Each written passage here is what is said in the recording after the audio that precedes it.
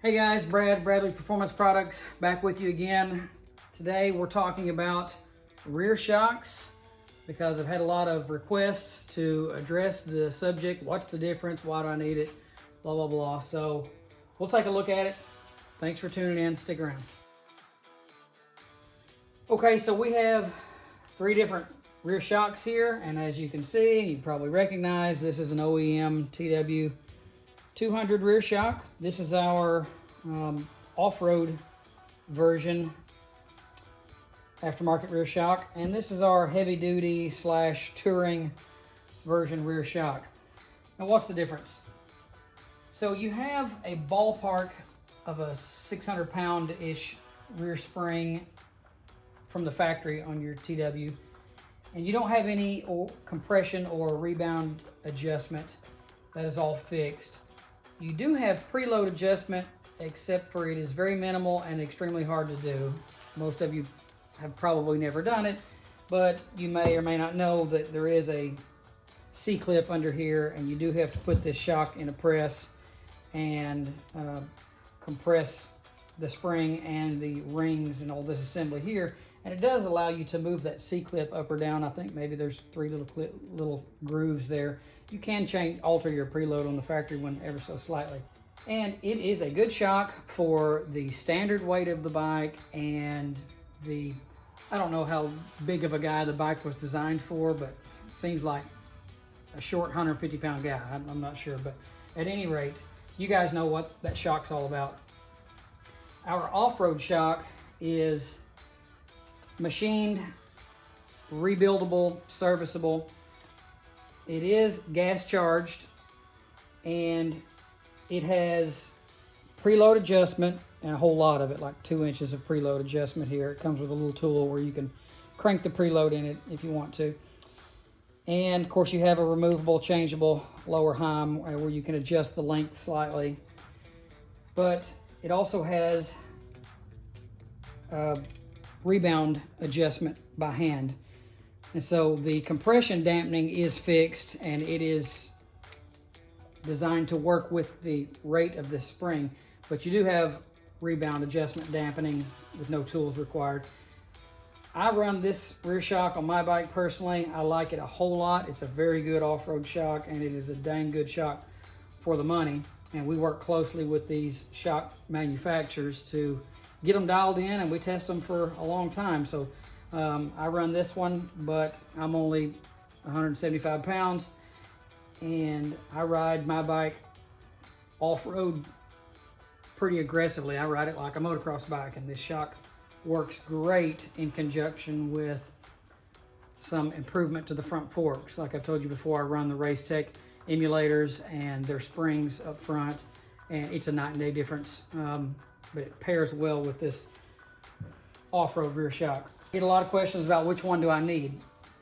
So on to the HD shock. As you can see, and I should have mentioned earlier, our off-road shock is the same length as stock. They're about 13 3/16 or 13 1/4 inches long eye to eye.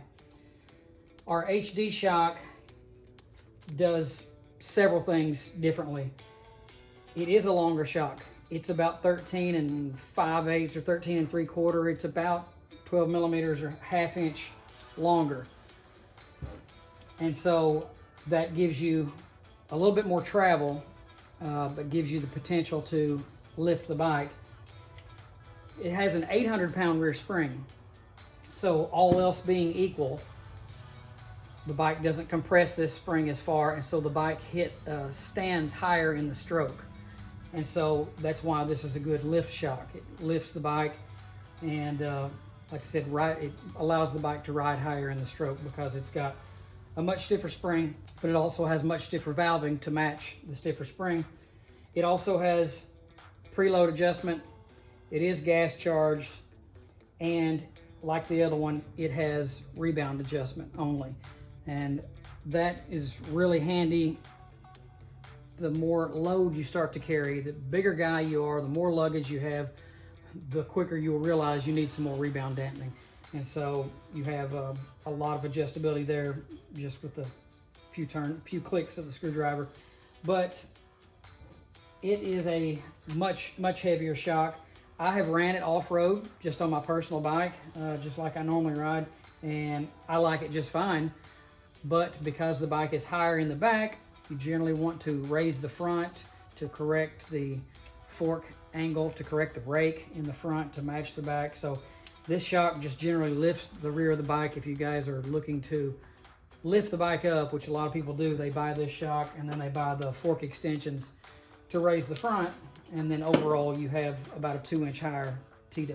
So the off-road shock is for, I would say, up to a 200 to 220 pound, maybe 225 pound guy on that stock rate of, around 600 pounds. And the HD shock would do a much better job of holding up a lot more weight. And if you need the HD shock, you need to hold up a lot more weight, but you don't want it higher. The advantage is you can back the preload off, lower the bike back down to stock height, but still have the heavy dampening and the heavy spring rate to hold up more weight, more luggage, whatever, without increasing the height. So that's kind of an advantage to that shock.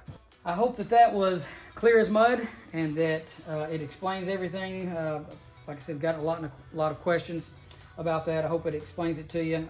Again, I really appreciate you guys that reach out to me. Really appreciate your business. We've got a lot of parts moving. As you can see here, there's FCR that was going on and off bikes.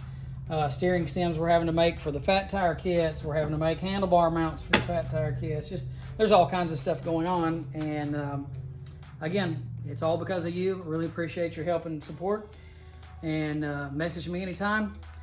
Thanks so much, and we'll see you soon.